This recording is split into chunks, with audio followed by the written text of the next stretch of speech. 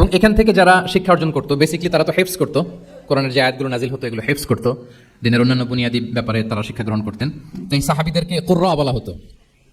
তাদেরকে আবার রাসূল সাল্লাল্লাহু আলাইহি ওয়াসাল্লাম বিভিন্ন এলাকাতে মুআল্লিম হিসেবে প্রেরণ করতেন। এটা রাসূল সাল্লাল্লাহু আলাইহি ওয়াসাল্লামের সুন্নাহ ছিল যে কোনো এলাকায় দিনের শিক্ষা দেওয়ার জন্য আগে মুআল্লিম পাঠাতেন। আমরা জানি যে হিজরতের আগে রাসূল সাল্লাল্লাহু আলাইহি ওয়াসাল্লামের আগেও তিনি মদিনাতে একজন সাহাবীকে পাঠিয়েছিলেন, মুসআব বিন উমাইর। এটা জানি না আমরা সবাই, মুসআব বিন উমাইরকে তিনি পাঠিয়েছিলেন। খুবই ড্যাশিং চেহারার ছিল, খুবই এরিস্টোক্রেট একটা ফ্যামিলির ছিল। উনি এত চমৎকার পারফিউম ইউজ করতেন, উনি কোনো রাস্তা দিয়ে হেঁটে গেলে সবাই বুঝতো এই রাস্তা দিয়ে কিছুক্ষণ আগে হেঁটে গিয়েছে মুসআব বিন উমাইর। তো বাংলা একটা কথা আছে, আগে দর্শনদারি পরে গুণ বিচারী, এরকম একটা কথা আছে না? সো মদিনার লোকটা যাতে ইসলামের প্রতি খুব দ্রুত অ্যাট্রাক্টেড হয়, এজন্য তিনি আবু বকর রাদিয়াল্লাহু তাআলা আনহুকে পাঠাননি, ওমর ফারুককে পাঠাননি, বরং মুসআব বিন উমাইর রাদিয়াল্লাহু তাআলা আনহুকে মুআল্লিম হিসেবে, he was the first ambassador of Islam, প্রথম অ্যাম্বাসেডর হিসেবে তিনি মদিনায় গিয়েছিলেন।